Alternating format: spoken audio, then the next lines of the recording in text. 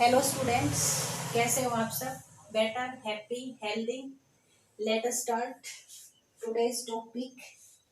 We are today we are going to do a problem of related journal.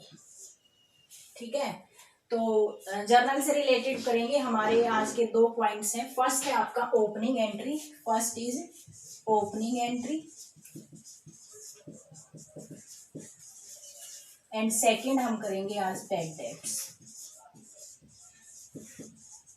ठीक है, opening entry सबसे पहले first of all हम करते हैं ओपनिंग एंट्री. क्या होती है ओपनिंग एंट्री? अब ध्यान से सुनना. जब कंपनी एक 1 ईयर कंप्लीट हो जाता है, ठीक है, तो कंपनी नेक्स्ट ईयर में जो जर्नल है स्टार्ट करती है.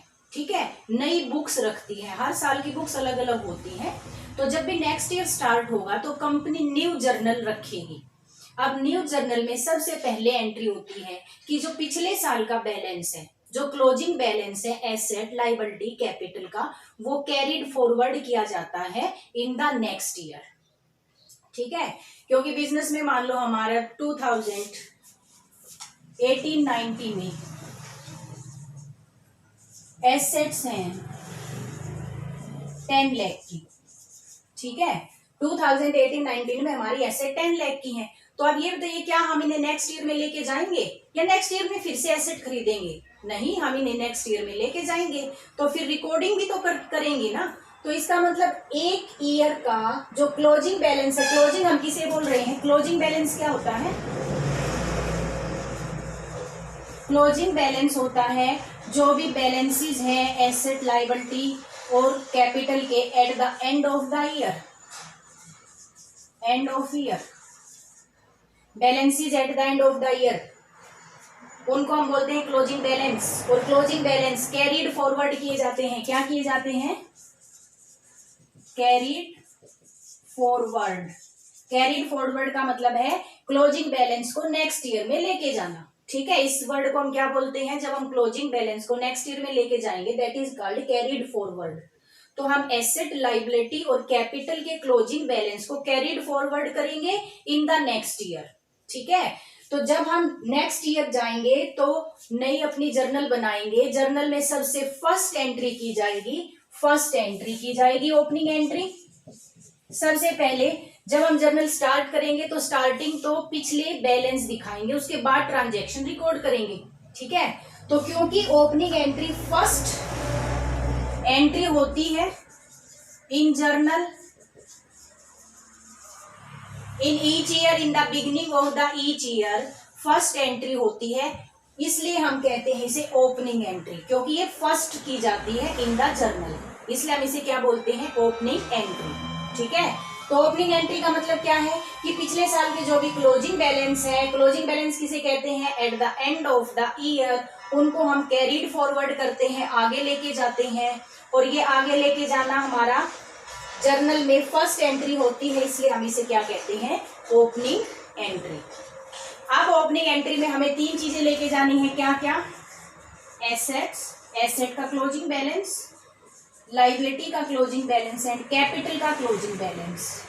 ये रही हमारे तीनों पॉइंट. क्या क्या लेके जाने हैं? Asset, liability and capital. इसका मतलब जर्नल एंट्री में हमारे 3 पॉइंट आने वाले हैं. कौन कौन से? एसेट, लायबिलिटी और कैपिटल. अब हमें पता है एसेट का ओपनिंग बैलेंस, एसेट तो डेबिट होती है और लायबिलिटी और कैपिटल हमारी क्रेडिट होती है. ठीक है, हमने अकाउंटिंग इक्वेशन भी की थी, बैलेंस शीट बनाया था. बैलेंस शीट में लायबिलिटी साइड हमने दोनों डाले थे, वो क्रेडिट साइड होती है. तो एसेट तो डेबिट होती है, लायबिलिटी और कैपिटल क्रेडिट होती है. यही है हमारी जर्नल एंट्री. क्या करेंगे? एसेट को डेबिट कर दो, लायबिलिटी और कैपिटल को क्रेडिट कर दो. ठीक है, कई बार क्वेश्चन में एसेट दे दी, लायबिलिटी दे दी, कैपिटल नहीं दी.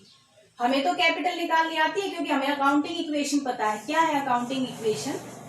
Assets is equal to capital plus liability. अगर आपको कैपिटल नहीं दे रखी तो यहां से निकाल लो. क्या फॉर्मूला हो जाएगा? Assets minus liability is equal to capital. निकल गई हमारी कैपिटल. अगर किसी ओपनिंग एंट्री में कई बार आपको कैपिटल नहीं दी होती तो आप क्या करोगे? एसेट में से लायबिलिटी को लेस करके कैपिटल निकाल लोगे और ओपनिंग एंट्री में आपको कैपिटल दिखानी है। कई बार क्या होता है कि जो हमारी एसेट है, एसेट मान लो 1,00,000 है और लाइबिलिटी और कैपिटल मिला के हमारी 1,20,000 बन रही है। इसका मतलब डेबिट का अमाउंट कम, क्रेडिट का अमाउंट ज्यादा। उस सिचुएशन में आप मानोगे कि हमारी एक और एसेट है जो हमें नहीं दे रखी और वो है गुडविल। जो बैलेंस आया जितना कम है हमारा डेबिट साइड, उसे आप गुडविल मान लो और डेबिट कर दो। ठीक है, अगर डेबिट में कमी है क्रेडिट के कंपैरिजन में, तो उस कमी को आप गुडविल मान लोगे। ठीक है, क्रेडिट में कई बार आपको कैपिटल नहीं दी हुई होती, तो asset minus liability is equal to capital. ये है हमारी ओपनिंग एंट्री।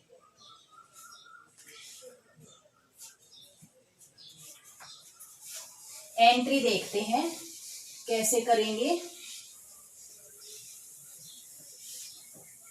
ध्यान रहेगा कि हमारी जो ओपनिंग एंट्री है, ओपनिंग एंट्री में हम एसेट, लाइबिलिटी और कैपिटल लेके आएंगे। बैलेंसेज आपको क्वेश्चन में दे रखे होंगे, तो देखते हैं क्वेश्चन। देखते हैं क्वेश्चन है आपको एसेट दे रखी है cash 8,000, bank balance 20,000, stock, debtors और मशीनरी एसेट दे रखी हैं अलग अलग। उसके बाद लाइबिलिटी दे रखी है, लाइबिलिटी में क्रेडिटर्स दे रखे हैं 20,000 के, कैपिटल दे रखी है 2 लाख की, और पूछा है पास द ओपनिंग एंट्री। तो हमें क्या करना है, हमें सभी एसेट को डेबिट कर देना है। अब सभी एसेट अलग अलग लिख लेंगे। Cash account debit, bank account, bank balance के लिए बैंक अकाउंट डेबिट। उसके बाद है हमारा स्टॉक अकाउंट डेबिट, स्टॉक है हमारा तो सीधा स्टॉक लिखेंगे डेबिट। उसके बाद है हमारा debtors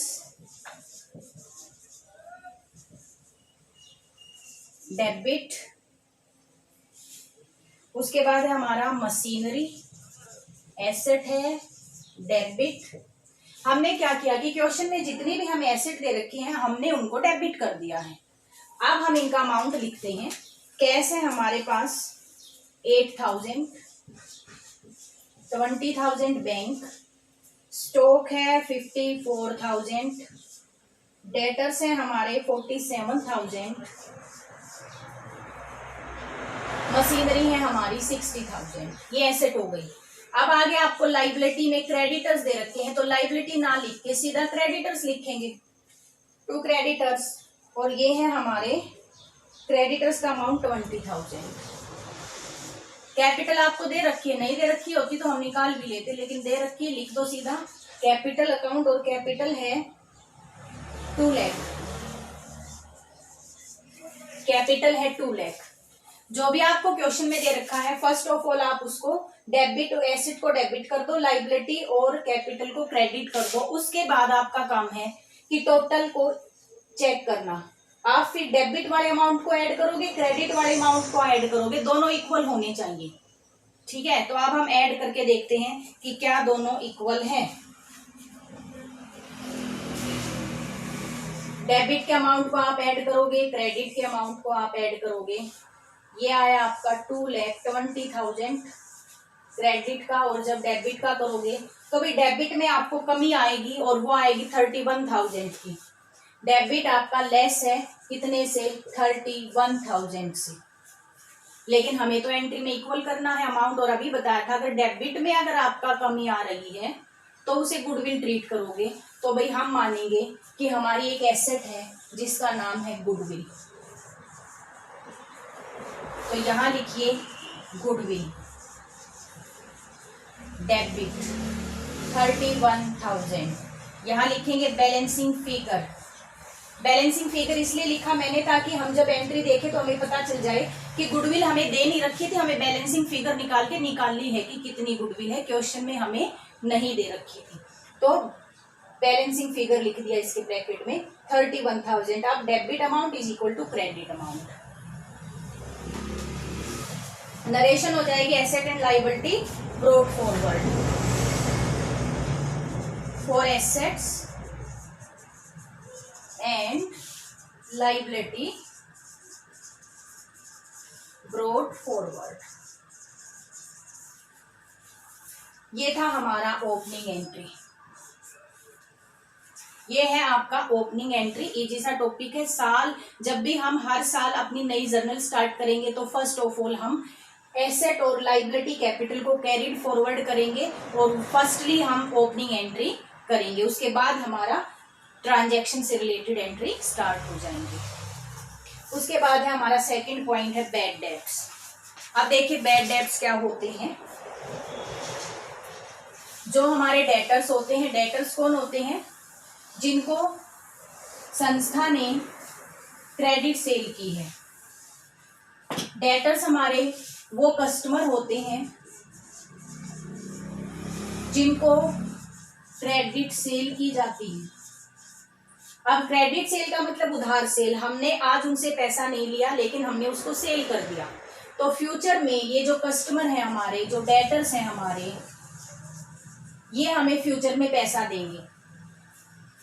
Sometimes the amount due from debtors is become irrecoverable. Irrecoverable अब हमें रिकवर नहीं हो सकता due to the insolvency of debtors और फॉर सम अदर रीजन। कुछ भी रीजन हो सकता है, या तो उसके पास पैसा ही नहीं है या वो जानबूझकर पैसा नहीं देना चाहता, कोई भी रीजन हो सकता है। तो कई बार डेटर से हमें जो अमाउंट इररिकवेबल हो जाता है, वो मिलने की संभावना नहीं रहती, तो उस पैसे को हम कहते हैं बैड डेट्स। Bad debts. मान लो हमारे डेटर्स 10,000 के थे। इस 10,000 में एक डेटर्स 2,000 से था और वो इंसॉल्वेंट हो गया है, तो इसका मतलब हमारे डेटर्स 2,000 बैड डेट्स है 2,000 की। इंसॉल्वेंट कौन होता है? जिसके पास कोई भी अमाउंट नहीं होता टू पे हिज डेट्स। तो ये है हमारा बैड डेट्स। ऐसा पैसा जो डूब जाता है, जिसकी मिलने की संभावना नहीं रहती, वो होता है हमारा बैड डेट्स। ये हमारा लॉस होता है और लॉस नॉमिनल अकाउंट कहता है कि लॉस को डेबिट कर दो। नॉमिनल अकाउंट है बैड डेट्स और नॉमिनल अकाउंट कहता है लॉस को डेबिट कर दो, तो बैड डेट्स डेबिट होंगे। ठीक है। अब देखिए इसी की जर्नल एंट्री करते हैं हम। देखो डेटर्स हमारे 10,000 के थे, 2,000 हमारे बैड डेट्स हो गए हैं, तो इसकी जर्नल एंट्री देखिए। बाकी हमें रिसीव हो गया है, जो कैश मिला वो कितना मिला? अगर 2,000 रुपये हमारे डूब गए 10 में से, तो मिला कितना? 8,000। अब एंट्री देखते हैं बैड डेट्स की क्या एंट्री हो जाएगी। अभी बताया बैड डेट्स हमारा नॉमिनल अकाउंट है, डेबिट होता है। बताइए बैड डेट्स कितना है? क्या 2,000 है? यस, लिख दीजिए 2,000। कैश अकाउंट डेबिट, कैश मिला कितना? 8,000 टू डेटर्स। नाम दे रखा तो नाम लिख दीजिए। कितने से? 10,000 से। कि हमारे डेटर्स 10,000 से थे, 8,000 हमें मिल गए, 2,000 रुपये हमारा लॉस हो गया, बैड डेट्स हो गए। ठीक है, ये एंट्री होगी आपकी बैड डेट्स की। बैड डेट्स अकाउंट डेबिट होते हैं। जितना कैश मिला कैश में डाल दिया टू डेटर्स। 10,000 के डेटर्स का फुल सेटलमेंट यहाँ पे हो गया है। ठीक है, ये हमारी है बैड डेट्स। तो 2 पॉइंट्स हुए हैं आज हमारे, opening entry and bad debts. तो वो क्लियर हो गया होगा। ठीक है।